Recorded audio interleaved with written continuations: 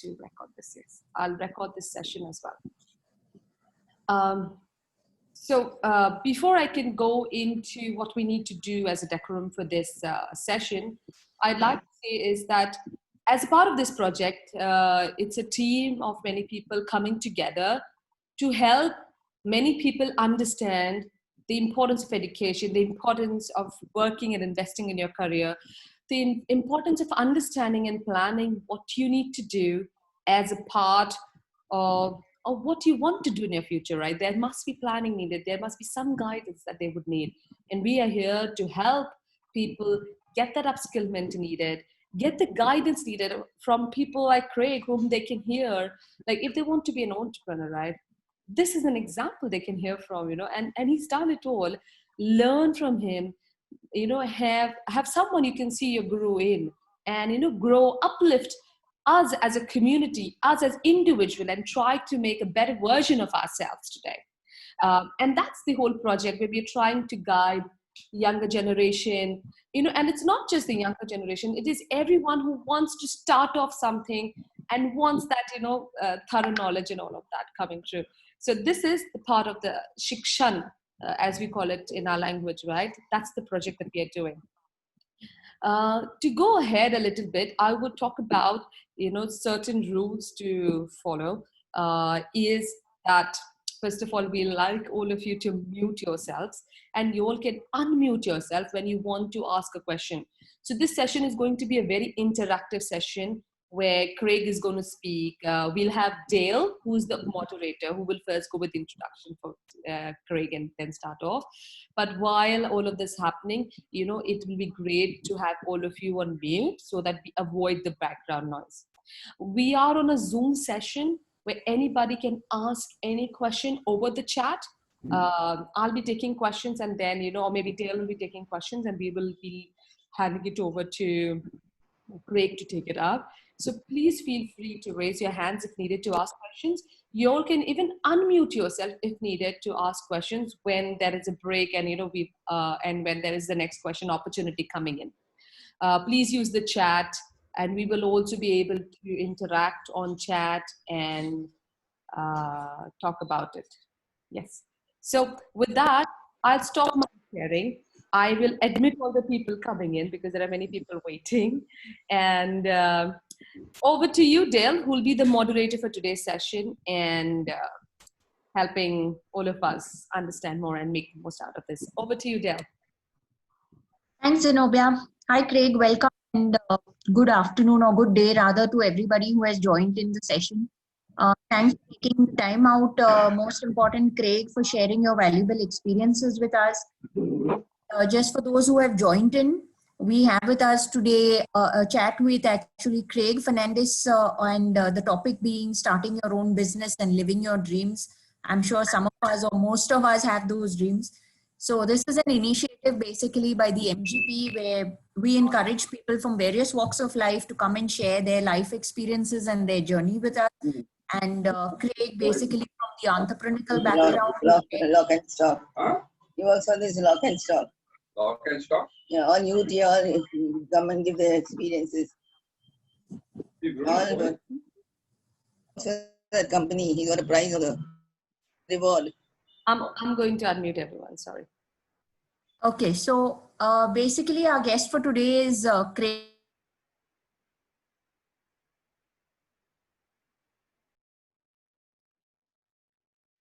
Dale, you're on mute, I think. So Craig has started off something called Lock and Stock, which is basically an entrepreneurial setup which he has set up, and he has been named one of the top most influential entrepreneurs in the GCC nations in 2020, and has an award from the Future Star Arabian Business in 2019 for his achievements.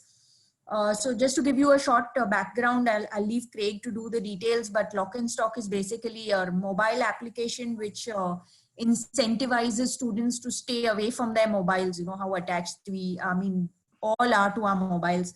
So this basically incentivizes students in particular to be away from their mobiles, and the incentives basically to them is by way of discounts, internships, scholarships, And this is basically the brainchild of none other than Craig. So without taking too much of time, Craig, I'll allow you to go ahead with sharing your experience and basically to ask you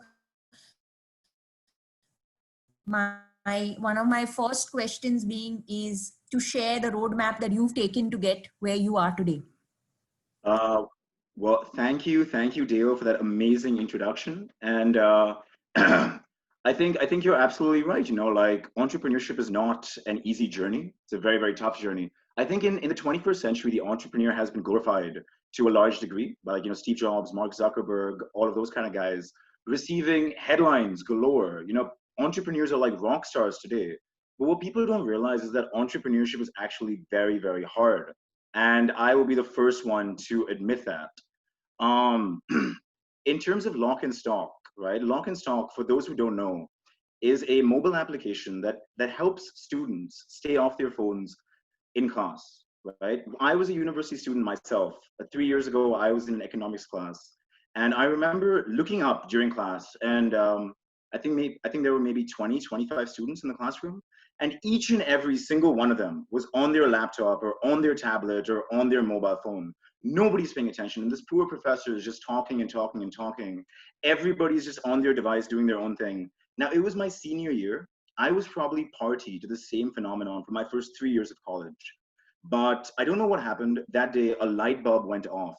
And I noticed this. And I remember thinking to myself, wow, you know, is this where our education system has come to? And I went home that day and I did some research. The numbers actually are staggering. They say 61% of students are addicted to their mobile phones. About 26% of classroom time is spent on a digital device. And there are a bunch of other like fancy facts and figures that I won't get into. But the reality is, and I didn't even need the numbers, the problem existed, I knew that. And the reality is that this was happening. And this is happening. This was 2017 when I noticed this. I imagine with our phones becoming better and better year over year, it's probably become worse. Which is why I sat down, I spoke to some people, and we wanted to find a way to get students to voluntarily put their phones away. Now, I was a student myself at the time. We knew that if we went to schools and universities, if we talked to principals and professors and administrations and had them make students use this, we'd lose the battle right there, because students don't like to be told what to do. We had to figure out a way to get students to voluntarily put their phones away. And that in the crux of it is Lock and Stock. So if a student downloads Lock and Stock, it's completely free. You lock your phone and you earn what we call keys, which is our in-app currency. And with those keys, you get access to offers, discounts, internships, scholarships, as well as you rank on our leaderboard in terms of who's locked their phone the most. And we give out about $1,000 in prizes every single week to the 10 kids who lock their phones the most. These students come not only from the UAE, but from India, from Pakistan, from Bangladesh, from Afghanistan, from Sri Lanka, from all over the world. Over the course of this interview, there will be a bunch of numbers that I spout out. However, the most proudest metric that we have here at Lock and Stock is on our website. It is a rolling ticker of total time saved. And in totality, in our 3 years in existence, we have accounted for, I think, about 600 years of total time spent offline. That is time that we've given back to teachers, to professors, to the students themselves, really. 600 years of total time spent offline, keeping students off their phones and in the real world. So that's our mission. That's what Lock and Stock is. And that's why we do what we do. Thanks, Craig, for that. So that's really very insightful, because I see, I mean, a lot of people, you know, I mean, not only students, as you rightly said, but also I notice a lot of people when we look around in offices today, you know, they're all working so hard, they're all working late, but then you look around and wonder why, but you notice a lot of people are spending, you know, waking hours simply on the phone, which could otherwise be put to productive use. So I think, yeah, that's a good initiative. So that brings me to the next question. Okay, But Craig. just to add something, Dale. Like, you know, so we understand that phones are awesome. You know, applications like WhatsApp, Instagram, Facebook, these are great apps. You know, we love our phones. We're not like neo-Nazis. We don't say throw your phones away and like bury them in the desert. All we say is that there's a time and place to be on your phone. And when you're not supposed to be on your phone, don't be on your phone. That's all that we tell our students. So just wanted to put that out there. So is lock-in only for students or is it for adults as well? Technically speaking, anybody can download the application and use the application. However, the incentives in terms of student discounts, in terms of internships, in terms of scholarships are geared for the student demographic. Technically speaking, though, I mean, anybody can download the application and lock their phones. Okay. Okay. Thanks, Craig. So that gets me to the second question. What were the sort of challenges that you faced initially when you were starting off, you know, your venture with Lock and Stock? I think a wise man once said, you know, blessed are those who believe yet cannot see. And the biggest challenge that I had, or that we had when we were launching Lock and Stock, is just that, self-belief, right? So I'll just speak from personal experience. I know there were a few other co-founders. My father, in fact, was the biggest believer that I had in this enterprise. And I owe everything. This entire company wouldn't exist without him. There are a bunch of others as well who joined us along the journey. But just speaking from my own personal experience, I graduated from university in May of 2017. I was in the United States and I didn't apply for any jobs. I didn't go for any interviews. I graduated top of my class and I left and I came back to the UAE to launch Lock and Stock, which much to the, I think, ire of of my mother, who wanted me to stay in the United States, get a green card, you know, as most Indian mothers do, I came back to pursue this thing that I thought was a real problem that I wanted to solve. So I came back. I was 20 years old at the time. Now, once we launched and we began getting traction, things became easier to a degree. But in those 3 to 4 months before our launch, where we're just gearing up to get running, those were the hardest months that we faced here at Lock and Stock. Because so we had to get a bunch of brands to have offers and discounts to make the entire value proposition work, right? Students had to lock their phones and get something. So we had to launch with a couple of brands. In those 3 months, I think I must have called 10,000 restaurants and retail outlets and other companies for discounts, 10,000 maybe, probably got to like 200 or 300 meetings. And we finally launched with 24. We still call them the initial 24. And we love them, literally. We still call them the original 24. They're all still on the platform. But that was the struggle. And it was day in, day out, picking up the phone calling. I would wake up at like 10 a.m. to 3 p.m. or 10 a.m. to 4 p.m. I'm making calls. Then I'd take like 1 hour to eat lunch. And then 5 p.m. to like 11 p.m. I'm collecting a list of brands for the next day to call, literally. And that was just it, day in, day out, day in, day out. And there were weeks almost where we just wouldn't get any response, literally. And through this journey, these 4 months prior to the launch of the application, we launched on September 24th, 2017. We incorporated on June 17th. So in those like 4 months, 4 months time, just having the self-belief to persevere, the willpower to just keep powering on. Because that's what I started with as well. Like, people think it's all just cookies and cream, rainbows and unicorns. It's not. There's a lot of shit that goes into it.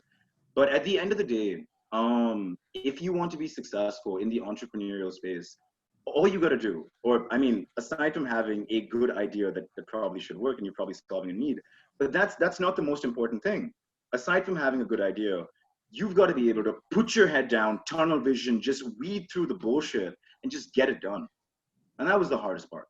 And I was 20 years old, so it was especially hard for me. But it's not unique. It's age agnostic. Regardless of what age you are when you launch an enterprise, that is the toughest part. Just maintaining that belief in your venture, in what you're doing, in the mission that you're out to solve. Blessed are those who believe yet cannot see. And so, yeah. Okay.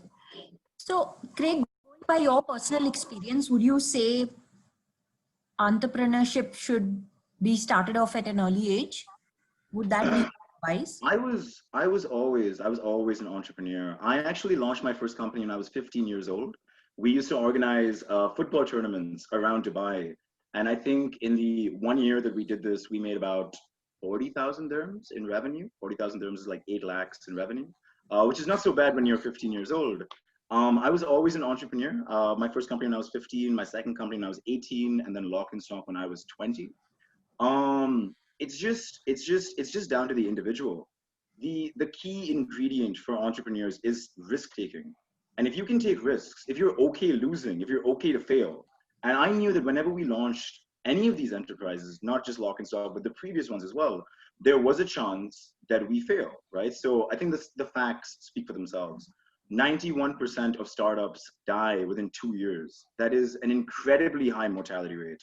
I think it's 96% across 5 years as well. Most startups will fail, right? That's just the fact of the matter. So when you launch a startup, you know that there's a good chance you fail. And if you're okay with that level of risk appetite, go for it, because it's high risk, high reward. So that's what I would have to add. If Lock and Stock didn't do well, there would be another problem that I probably would have noticed somewhere along the way and probably would have gotten myself into, because I'm okay failing, honestly. If you don't take risks, nothing moves, nothing happens. And that is, I guess, and that's regardless of whether you're young, you're old, you're middle-aged, you're coming out of a job, it doesn't matter. It's just, do you see a problem? Do you want to change things? And are you okay with the prospect of maybe failing? That's just it. Yeah, nothing. So what, Craig, are the upcoming sectors for the entrepreneurial world that you think people should be looking at? So we actually have a division here at Lock and Stock called the Founders Club, right? And so I'll answer your question just by meandering a little bit, if you just bear with me. We actually have a division here at Lock and Stock called the Founders Club. And the Founders Club is our way of assisting young startups and young founders here in the UAE. The average age of Lock and Stock is about 23 years old. And we were all very, very young when we launched Lock and Stock, minus dad. The rest of us were very, very young when we launched Lock and Stock. Where we come from, right? Where we come from in the UAE, at least, entrepreneurship is not a thing, right? It's mostly middle class or working class neighborhoods per se. Everybody goes to school, graduates, gets a job, goes to school, graduates, goes to university, graduates, gets a job. That's your life planned out for you when you're born, where we come from. So what we did was we launched this thing called the Founders Club, which basically makes the resources at Lock and Stock available to young startups, but primarily young tech-driven startups. So just to answer your question, and I know the answer took a little way to get there, but what we do is we primarily assist young tech-driven startups, which is, companies with scalable business models. The beauty with the 21st century and the fourth industrial revolution is the fact that, a little startup from, I guess, Al Nada Qisas can get students all around the world to lock their phones. So we look for companies with similar value propositions. Can you touch the lives of students or of people, not just within your geography, but within just anywhere around the world? Are you actually solving a problem that exists across boundaries? That I think is a very, very important thing to think of when you're launching a startup. Scalability. And just building out from there, I guess a bunch of like new age technologies like artificial intelligence, stuff like that. Those are nice to have. Those will come.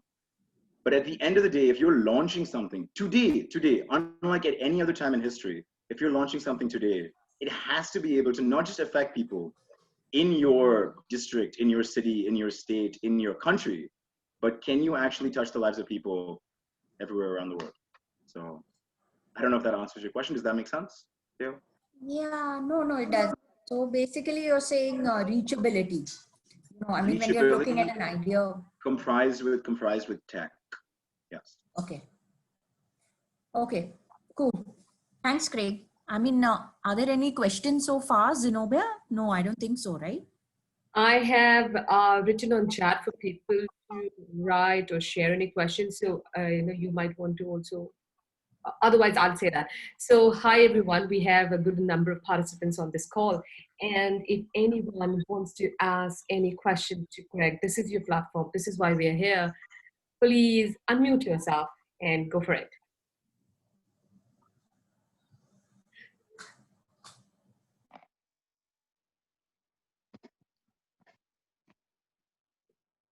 So, Dale, I actually want to add one more thing. And I was actually going to add this onto the previous answer, but it was going a little long. But since we have some time, um, they teach you when you're young, when I guess when all of us are young, they teach you measure your success by the impact you have on the lives of people around you. Now, I actually personally think that's bullshit, right? You could be the funniest guy in the world, and you could make everybody around you laugh, but it would not be. I don't think you would not be making any change or any difference per se.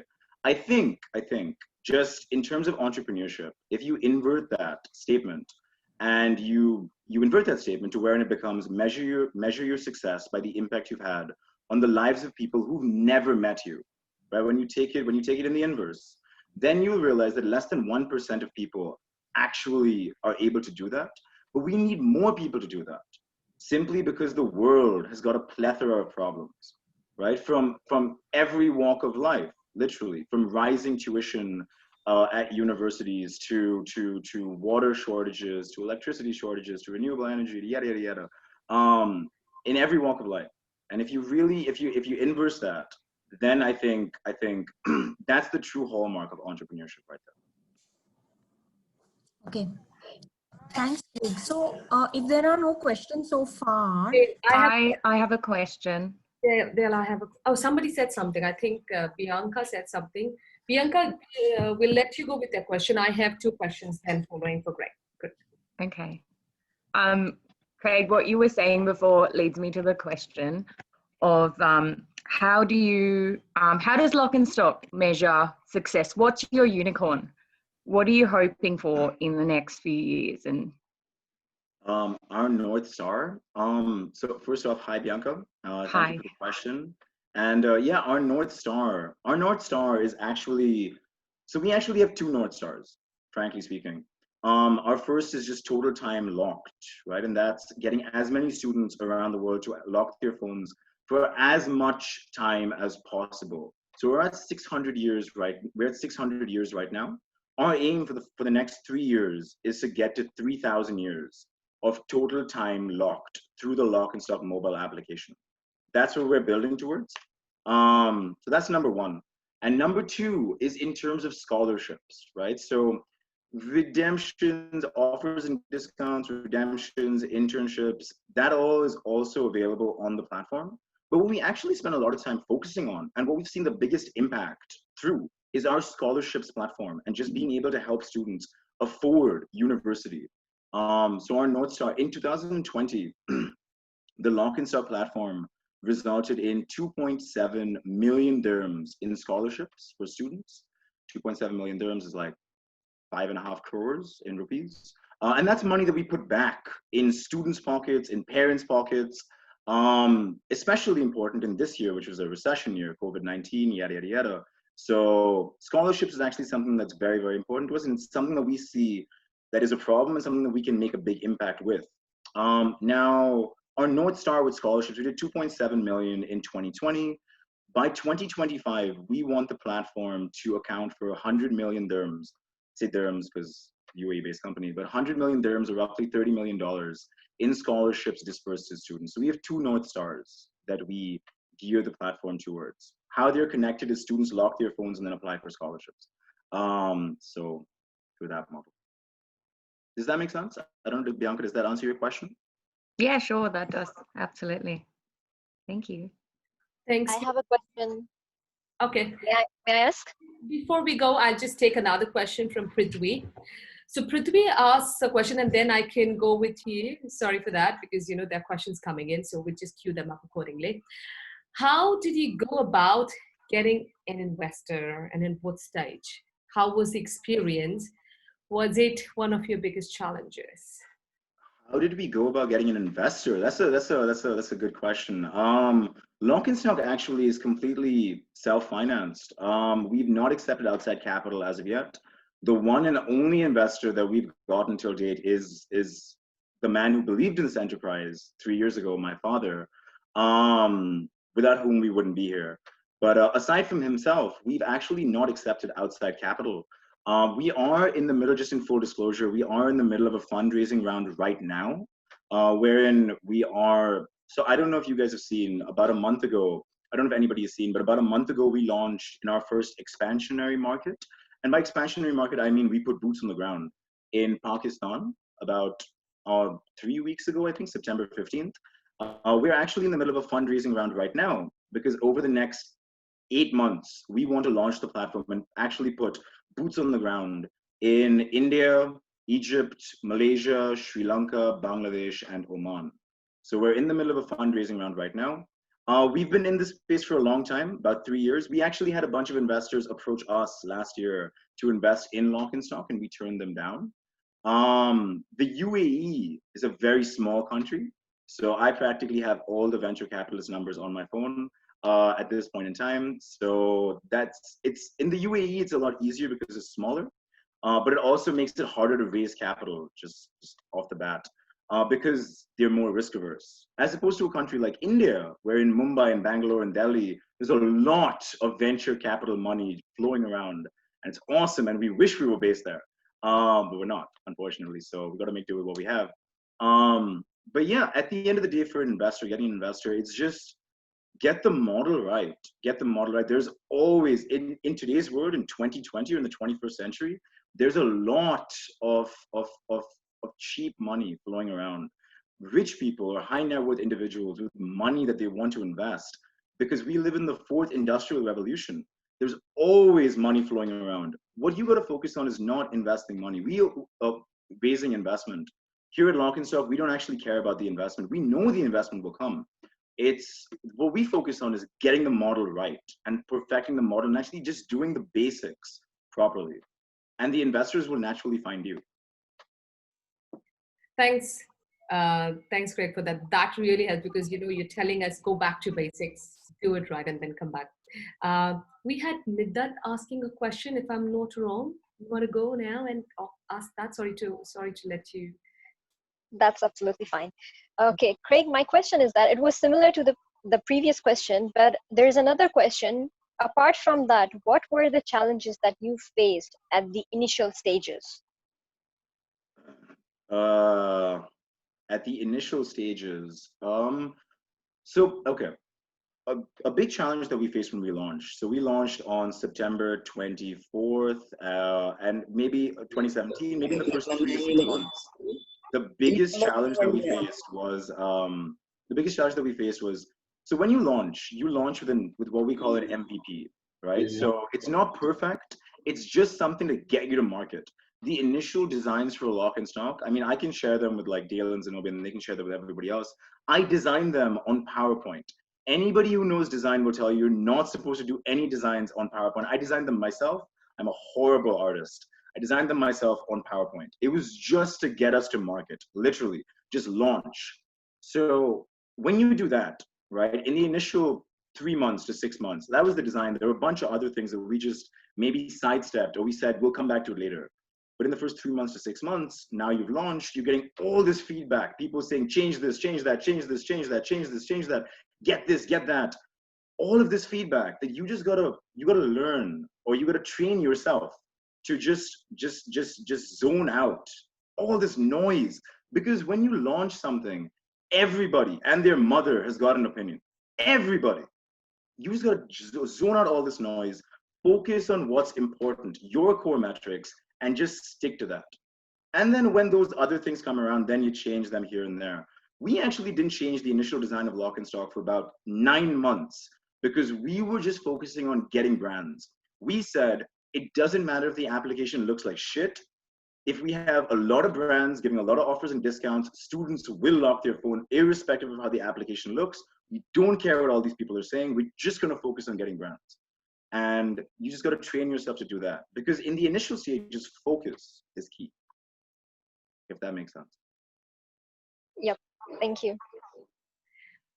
Hi, Craig. There's a question from Mr. Shyam Rangarajan. He says, hi, Craig, can you talk about your business model, especially from the perspective of the brands on your platform? I think you've given some part of it, but just to add more onto that one. Right. So from a business model standpoint, I mean, there are a lot of companies interested in the student space, right? So students are amazing customers. If you can convince a student to become your customer at the age of 16 or 18 or 19, odds are there's a good chance they'll stay with you for life, right? So you're actually catching them young and then just watching them grow with your brand. So a lot of brands that are interested in the student space, a lot of brands, Apple actually is famous for almost specifically making it a point to capture the student space. So like Apple, there are a bunch of other companies as well, you know, cinema chains, coffee shops, fast food outlets, fashion retailers. So we charge brands a advertising fee to list on our platform. So we kept it free for a couple of months. I've got the word escapes me, but we kept it free for a couple of months. And then after we built up a sizable user base and there was traction flowing around the application, then we slapped a fixed cost on it. We didn't want to slap a per redemption cost or a commission per redemption. Slapped a fixed cost on it, and we just let it fly. And today, Lock and Stock is the largest student discounts platform in the UAE. You got to lock your phone and get these discounts, but when you do, there's 550 brands offering discounts to students in the UAE. Now, 550 might not seem like a lot to people in India because India is a huge country, but in the UAE, 550 brands on one platform specifically for students, that's a lot. So that's what we did. I hope Shyam, Craig's answer is good for you. I have another question regarding the model. So I'm going to take that up first before we move to another question from Prithvi, which is something on a different line of question. So Nihal Fernandes has a question, says, you said the model needs to get right. What do you think needs to be done to fix the model? So I think, you know, something has come out of that. So I don't think anything needs to be done to fix the model. I think we're already focusing on the metrics. We're already focusing on the metrics that matter the most to us. But what we got to do is focus on optimizing that, right? So how do we optimize the platform to wherein we can gamify? How can we optimize the platform? And I guess from a lock sense means how do we gamify the platform to get students locking their phones more and just competing for lock time, which then in the aggregate increases total phone time locked. Which is why that leaderboard that I spoke briefly about earlier, students ranking on the leaderboard, that was crucial. That unlocked so much of productivity for students themselves, because now students were just naturally competing with one another. They would lock their phones to simply rank higher on the leaderboard. So it's further fleshing out that gamification model to yield more lock time from students. On the scholarships and on the brands, on the offers and redemptions, and is using data, right? There are at present time 39 people that work with us here at Lock and Stock. The largest team or the largest division here at Lock and Stock is our data science team. There are about 9 people that work in our data science team. And just using information to build predictive algorithms, to to then get people to what they want to see faster. So understanding students and making them see what they want to see faster. I mean, at this point in time, if you go to Netflix, or you go to Amazon or Flipkart, you will see what you want to buy or what you want to watch probably on your first page. And that's because those companies have very, very sophisticated prediction engines. What we are trying to do is build something similar. So from a university standpoint, can a student see which university they want to go to as soon as possible? From a brand standpoint, can students see which brand they want to go to as soon as possible? And just using data to make the entire system move faster. So in terms of metrics and focus, we already, I think the metrics that we have are solid. And maybe just going more minute into them. But I think we're on the right course with that. Really, our focus now is just optimizing and getting the entire system to move faster. Does that make sense? I don't know. I'll let Nihal give more insight if it makes sense, this answer, but definitely makes sense. Yeah, absolutely. Thanks so much, Craig. Thanks, Nihal. The next question is, again from Prithvi. It says, in the setup today, which is of online classes, which are set up primarily with the pandemic in place, right? Is it fair to say this works perfectly, the Lock and Stock works perfectly well in the online setup? I'd assume so. That's what he said. It is actually remarkable. So there were lockdowns that were put in place in the month of March, and April saw our highest activity ever, literally. As students were now at home, and they were at home and they were getting distracted. I think there's just been a natural response, right? So people don't give students enough credit. People don't give high schoolers and university students enough credit. They are actually pretty responsible people. And what they realized was that, now we're at home, there's so many distractions around, let me just lock my phone. And this is naturally what happened. And in the month of April, which was, I guess, the first full month under lockdown,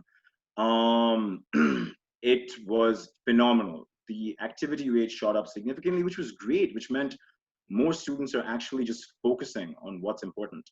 And so, yeah, so the model works if there's online study. The model also works if there's in-class study. At the end of the day, it's for students to best decide for themselves when they should lock their phones and actually just focus. So. Thanks for that, Craig. There's another question from Gleason. But before I take that question, I would like also the people who want to speak and ask questions also to be given an opportunity. Anybody who wants to speak and ask a question?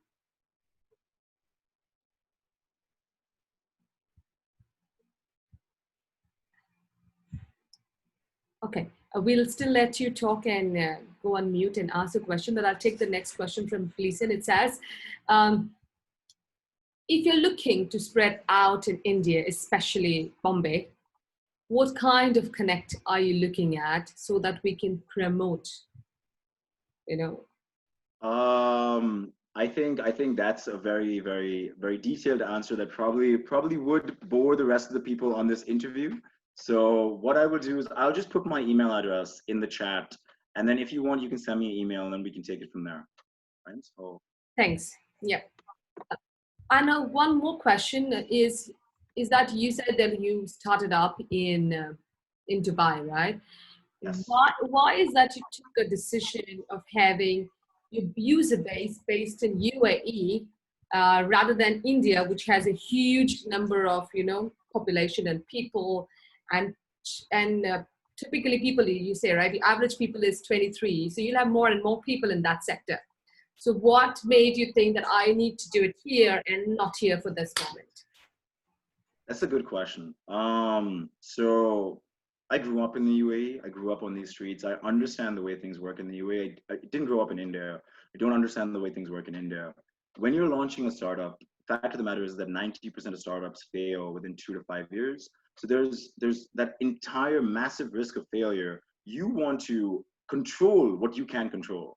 You want to reduce the uncertainty to the best of your abilities when you're launching a startup, because it's already such a high risk endeavor. It's the reason why I didn't launch Lock and Stock in the United States of America, which I'm sure this problem exists over there as well. I didn't understand America. Well, I mean, I spent 4 years there, but I didn't understand America. No, I didn't grow up in India either. I spent a lot of summers in India, but I didn't grow up there. I didn't go to school in India. I didn't understand how the system worked. But I did grow up in the UAE, and I understood how it worked. I went to school over here. I still live 10 minutes walking distance from my high school, where I've gone and spoken to students multiple times. And things like that I couldn't do in India. So we launched in the UAE, and we will scale to India.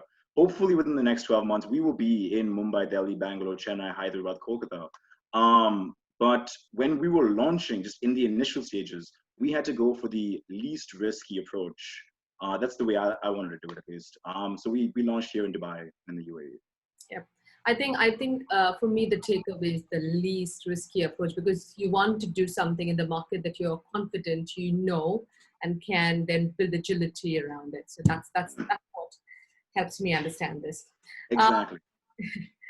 There's a question from Cynthia. It's a very specific question. I'm not sure. So it's like, how many hours of locking entitles you to an offer? That actually depends on the brands. But on average, between 3 to 5 hours of locked phone time will get you an offer or a discount. But that also depends on the brands. So for example, Forever 21, they had 2 discounts. And I remember sitting in this meeting with Forever 21, And I was asking her, you know, like, what do you want to price your discounts at? And she said, yeah, the first discount, make it like 2 hours of locked phone time. I was like, okay, fine. The second discount, make it 10 hours. I was like, 10 hours. And it was marginally better. It was 20% versus 10%. 10% was 2 hours. 20% was 10 hours. And I said, why? And she said, because, you know, like the 10% is to get the business and to get like people coming in. The 20% is to get students to lock their phones. So I was like, wow, that's actually pretty cool. So it really depends on the brands. There's a large degree of autonomy that we give to our brand partners. But on average, it is between 3 to 5 hours of locked phone time. We try to make it simple enough so that in a typical school day, you can go to school, lock your phone, leave school, and have enough keys for one offer or discount per day.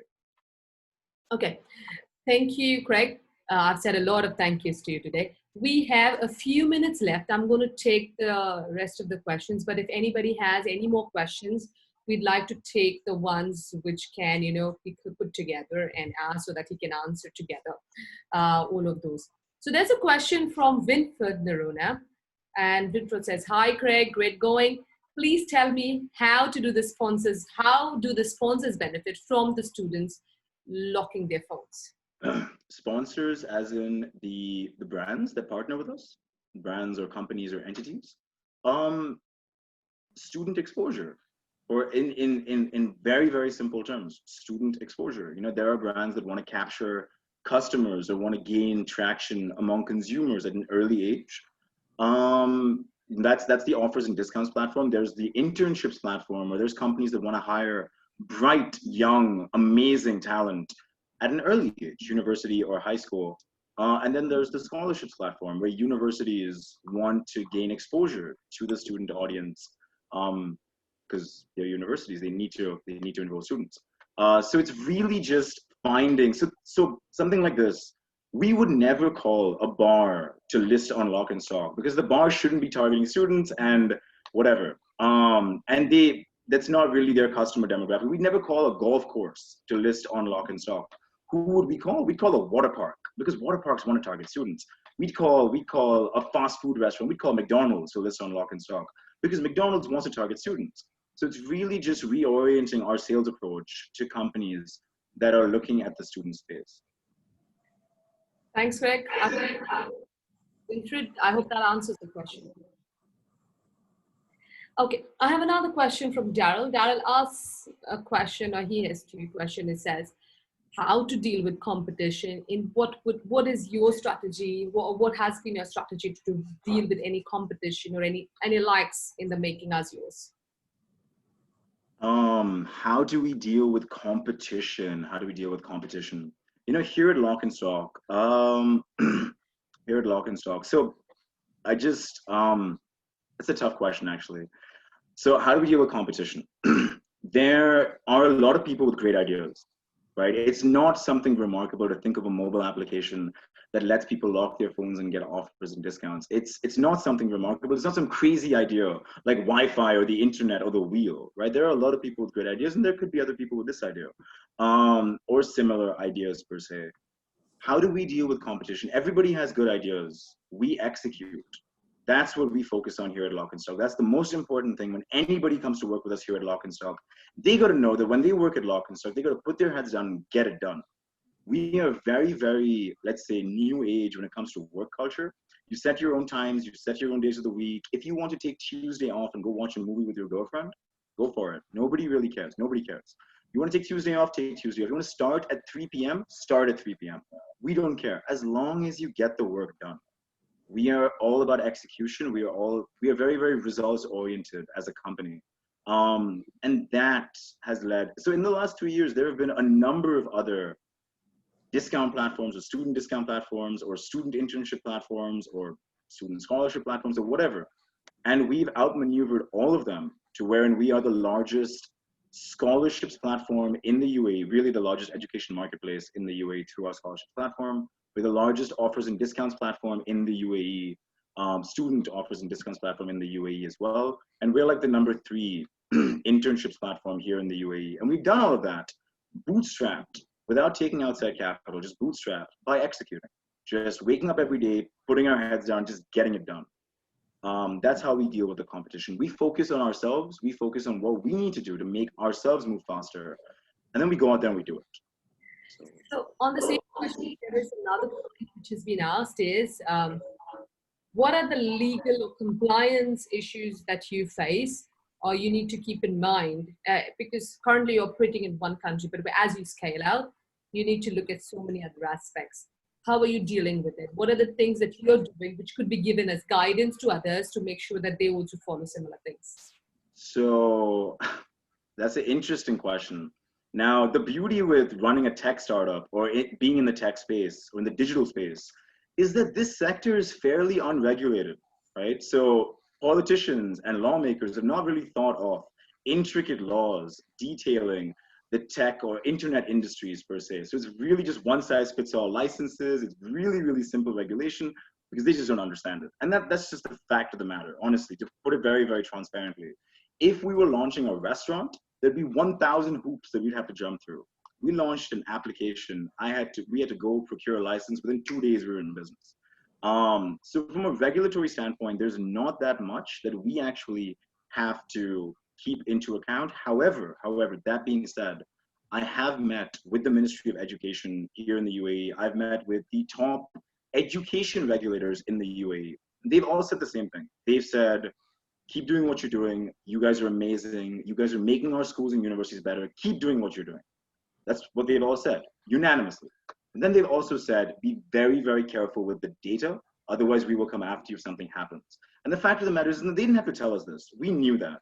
We have a lot of students who are under the age of 18 or under the age of 16. And that's very, very sensitive information. We put that under lock and key. And that's what we have to be very, very careful about. And that's what we are careful about. So that's something that we have to be very conscious about. For any other tech startup as well, your users' information is very, very important. Keep that secure. Because the moment users start losing faith in you or trust in you, your entire platform will lose steam. Something to keep in mind. But from a regulatory standpoint, it's okay. It's not so bad. Okay, thanks. That helps a lot of those questions. There are a lot of questions pouring up, so I'm going to take them quickly in the interest of time. And the things which we cannot reach out to today, we have Craig's email ID, and I will put it up again when people can reach out to you directly. Question from Prithvi again is, what are the 1 or 2 things you'd wish you do differently at learning LNS, which probably translate to some of the key learnings in the journey? What are some of the things that we did different, that we would have done differently? I wish we would have started utilizing data and prediction earlier, much earlier in the process. However, we're doing it now, which is great. But I think if we had done it from the get-go, it would have been a lot faster. And if anybody listening to this startup is launching, if anybody listening to this interview is launching their own startup, I would highly recommend using prediction and artificial intelligence to customize your product, because that's the beauty of doing business in the 21st century. You don't have to guess anymore. You can build a model that will then train itself to tell your users what they want to a reasonable degree of certainty. And that's amazing right there. So that's one thing that I wish we had done. Another thing that I wish we had done when we were early was focus on hiring more technical people. That's another thing that I wish we would have done earlier in the process. Earlier in the process, as I said, our focus was getting brands and just offers and discounts and making that wheel turn. So we focused on hiring more sales-oriented, more marketing-oriented people. But at the end of the day, we are a tech company. And I wish for every one sales and marketing person that we hired, we would have hired one tech person just to go alongside that. That would have been a much more sustainable approach in the beginning. So yeah, those are the 2 things that I wish we could have done differently. So it's business analysis and intelligence, what we're talking about. Something like that, yes. And data intelligence as well. Bianca, I'll let you go with the next question. Would you like to talk about it?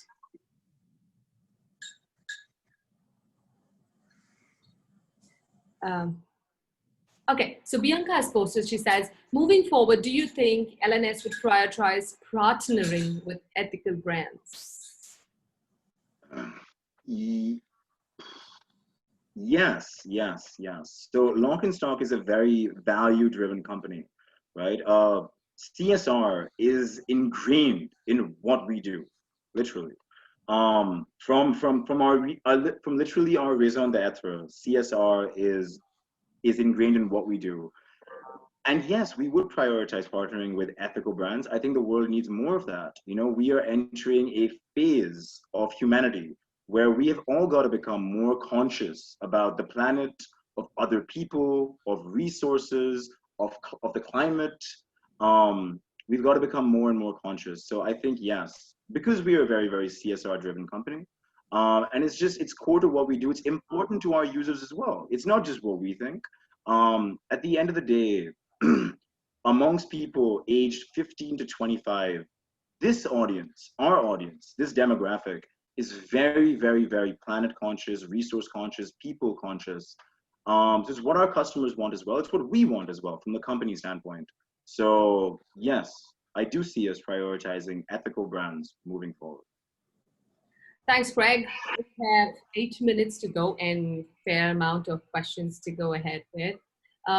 There was a question by Daryl about the apps that you make and all of that, and he asked is, when you made this app, did you invest in-house to build that app, or did you go to, or what do you think is the best process to go out to build the app, or and have that kind of a thing? And is it worth the investment, and how much would be the investment? Any guidance around that front? Right. So at the end of the day, at the end of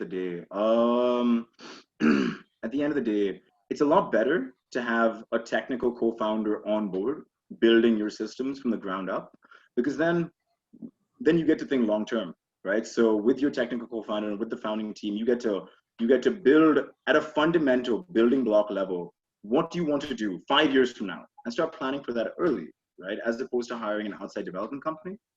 Now, the fact of the matter is that not all of us can code. I can't code myself. I wish I could code myself, but I can't code, and neither can Dad. And it was just the two of us when we first launched Lock and Stock. So neither of us could code or build technical systems. So by necessity, we had to hire an outside development company, and that's a third-party development company. And that's just a fact of the matter, honestly. And for many, many people out there, if you have an idea or you want to do something, but you just can't build it yourself, you have to hire a third-party development company. It's not so bad. We did it. We have a great development company that we work with. Email me, I will make a recommendation. I'll intro you if you want. We have a great development company that we work with. They're fantastic. So there are great development companies out there, especially in countries like India, Pakistan, Eastern Europe, where the costs are a lot lower. So you can build an application or a website very, very affordably. That's fantastic. At the end of the day, how much you're paying depends on what you want to build. You want to build a more complex system, it's more expensive. You want to build a simple system, it's cheaper. Build a website, it's cheaper. Build an app, it's more expensive. But at the end of the day, that investment is really up to you with regard to what your level of risk appetite is. Thanks, Greg. There's a question from Fernandes. He asks, what are a few customer insights that you've learned since you started this? How has it informed the product strategy design? That's actually very, very, very interesting. What we began seeing, I think 2 or 3 years ago, when we would look at our analytics, was that somewhere after the first year, user growth began to taper off, right? User growth began to taper off. Now, beautifully enough, we have this inbuilt survey section on Lock and Stock, where, as I mentioned earlier, the in-app currency is called keys. We let students answer surveys every once in a while to get some keys. So it allows us to collect research or feedback. And when we collected this feedback, we ran a couple of surveys, differently worded surveys with students, what we realized was that students, or at least this demographic, so these consumers, our consumers, are very, very design conscious, right? And I think Apple is to blame for this. The last 20 years, they've really pampered us with sexy looking products that now everyone demands design excellence, especially this space. So we got off with being just a new startup and a new company with just brands and yada yada yada. But after about a year's time, people just didn't like the way Lock and Stock looked. Now, I'm not going to lie, we probably should have redesigned the platform before that. But nonetheless, we accelerated that, we redesigned the platform. And now, from a product standpoint, every 6 months, every 4 to 6 months, we make sure Lock and Stock receives a design overhaul. 4 to 6 months might be an exaggeration. Maybe every 5 to 7 months. We make sure, basically twice a year, we make sure Lock and Stock receives a design overhaul wherein it's consistent with the best design teams right now. There is a design and innovation team here at Lock and Stock. There's 5 people in that team. Their only focus is UI, UX, making this platform look as sexy as possible for the 15, 18, 21, 24-year-olds using this platform. Because the audience that we have, they're an amazing audience. They're tremendous. They're very, very, if they like the product, they're very, very loyal. If they don't like the product, they're extremely fickle and they will leave you in a heartbeat. So very, very important that we stay up to date. And that really is one of the hallmarks of our product strategy, of our build launches, of the new updates that we deploy. Just making sure that our designs are up to speed. Thanks, Nihal, that helped. I'll go with the question from Cynthia. She says, basically, this is for students. What are the opportunities for those who are not students who will access the app? I'm sorry, Zenobia, I couldn't really hear you. Could you repeat the question? It's, the question is, can you hear me now? I can hear you, yes. It says, Cynthia has a question which says, basically it's for students. What are the opportunities for those who are not students and will access this app? Oh, it's still super, super rewarding. Even if you're not a student, you can access the application, you can lock your phone and compete on the leaderboard. If you're not a student and you still finish first, highly unlikely probably, but if you still finish first, you get a prize. We give out, I think there are Amazon Kindles or Google Homes, Samsung tablets, Apple Watches, Apple AirPods that we give out on the leaderboard on a weekly basis, about $1,000 that we spend on a weekly basis giving out prizes on that leaderboard. So even if you're not a student, you can still download the application, lock your phone, stay off your phone and just enjoy the real world. And if you rank in the top 10, maybe you'll get a prize. Thank you. I hope that helps answering your question. I'll take the next question from Winfred Naruna. He says many students in India use their mobiles for online classes. So how will they gain the points? And I think so it doesn't have to be during class, right? So if you have to attend class from your phone, obviously you can't lock your phone during class. Naturally, I mean, that's just not going to work. But it doesn't have to be during class specifically. There was a girl who emailed our team account, I think about 3 to 4 months ago, maybe like 5 months ago, sometime back. There was a girl who emailed our team account.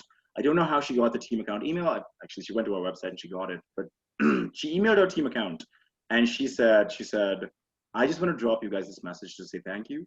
Lock and Stock helped me cover 75% of my CBSE exam portion. And I was able to secure very, very good marks in school, in my board exams because of Lock and Stock. So I just want to drop you this message to say thank you. And she just left us this message, literally just dropped us this message. And I remember I saw that because I checked the team account. I saw that and I circulated that to the entire team. And everyone was just like, wow, like that's awesome. Now this girl actually sent us the message. But like her, there are 50,000 students on Lock and Stock. So like her, there are thousands of other students whose lives that we hope we are positively impacting. Right? You don't have to actually be on your phone. You could be learning, you could be doing your homework, you could be studying. Maybe you're reading a book, that's learning in its own right, right? So maybe you're watching a Khan Academy video on your laptop. And that's also educational. You lock your phone, literally. All you gotta do, and all we tell our students is earn while, I don't know if you can see, earn while you learn, literally, earn while you learn. So whenever you're learning, just lock your phone. That's all we say. Does that make sense? We're taking the last two questions at the top of the hour. So Gleason Barreto has a question. He says, what are the top 10 brands that you've tied up with Stock? And Hannah, what's your journey with that? Oh, that's an interesting question. The top 10 brands, I mean, off the top of my head, we have a lot of amazing brand partners, and really every single brand on Lock and Stock is important to our students and to us. We value each and every single one of them. There's a lot of great brands on Lock and Stock, but off the top of my head, like guys like Tim Hortons, New York Fries, Subway, Charlie's Philly Steaks, H&M, Amazon, a bunch of cinema chains here in the UAE, guys like Vox Cinemas, Real Cinemas, Novo Cinemas. These are all fantastic partners. Novo Cinemas actually was one of the original 24. They were there at the time of launch as well. So there's a lot of tremendous brands on Lock and Stock. I actually don't handle brand acquisition, so I don't really know these names off the top of my head. I used to handle brand acquisition before, and I actually met with most of these brands that I just mentioned. That hold a very, very special place in our heart. But there's a lot of fantastic brands. Thanks. A very good question coming from Dale, and I hope your answer was good for Gleason. Dale is asking, Craig, if someone was looking for mentors, would you be interested in mentoring people who want to be doing an entrepreneurship? 100%. 100%. There are students or young entrepreneurs that message me on a daily basis on LinkedIn. I don't have Instagram, I don't have Facebook, so you have to message me on LinkedIn. But there are people that message me every day on LinkedIn with their ideas or just their thoughts or their wanting my feedback. The fact of the matter is that when I was their age, when I was 15 or 18 or 20, and I had ideas or I had things that I wanted to do, there's nobody that I could message. So I wanted to change that. Okay, fine, we built Lock and Stock, we made an impact in our own right. I wanted to change something that I know is the problem. People not being able to find mentors, actual other people that are like them, literally. So it's very easy to find mentors. If you're looking for feedback, it's very easy to find mentors who are 35 or 40 or 50, but they don't understand you. If you're a student, I was just like you 5 years ago. Message me. I will give you my time. I'll get on a call with you. We will hash out your idea. I would be more than happy to, honestly. So I guess, Dale, to answer your question, yes. Thanks. Thanks, Craig. So we'll reach out to you. You've been getting a lot of wishes from everyone, so thanks. And, I think that's a good one. I'll take it over to Dale to think and complete the session today, because I think we've already run out of time. But we have your email ID, craig@lockandstock.app. So anybody wants to reach him, please feel free to reach him. He's been telling he's open, so please make use of that. Dale, over to you. Thanks, Zenobia, for taking the question. So just to wrap up this current session that we have, basically thanks to everyone for taking the time out, and it's been a really interactive session. I think this is the second one we're doing, but this one's really been very interactive. So I must say thanks to Craig. We've taken up almost more than an hour of your time. I'm sure you're now rushing back to complete whatever you've left half undone, but thanks for taking the time out, Craig, and wishing you all the very best on behalf of the MGP. Yeah, we look forward to a lot more successes from your end. Thank you so much for having me, Dale, Zenobia, and the entire MGP. And before I leave, I just want to say, blessed are those who believe yet cannot see. If you have an idea and you want to go out there and you want to solve something, you see a problem, just put your head down, tunnel vision, just get it done. Just try. Take the leap of faith and try. That's what I want to leave this with. But thank you so much, Dale and Zenobia and the MGP, for having me. It was an absolute pleasure. I think thanks to all the participants, there was a lot of questions coming, and I had to really queue them up and make them up to you. And I kept telling you we have less time so that you can make your answers short as well. So thank you for taking cognizance of that. And thank you to inspire us, because we typically work in a shell where we try and we think that, do we want to walk this path? Is this is something we want to do. And, will we be successful? So we're more afraid of being successful than of anything else. And that's where things do not move. So you've been a great inspiration. People have written that you've been a great inspiration and they loved listening to you. So thank you for all that you've shared with us today. Thank you. Great. Thanks, Zenobia, and thanks to all the participants again. Look forward to a lot more like this. Yeah. Thank you, everyone. It was really nice having you all. We'll keep See doing you guys. more sessions like this and Thanks, keep Craig. Bye, guys. Bye. Bye. Thanks. Bye. Take care. Thank Bye. you. Bye. Bye. Bye.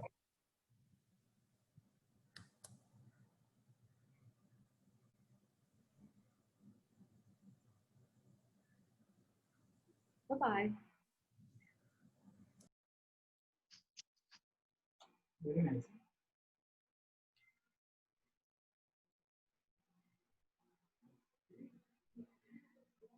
Thanks, everyone. It was really nice having you all. I'll be ending the session now. Thanks. Bye. Bye-bye, all of you. Really a pleasure to have you all. Bye.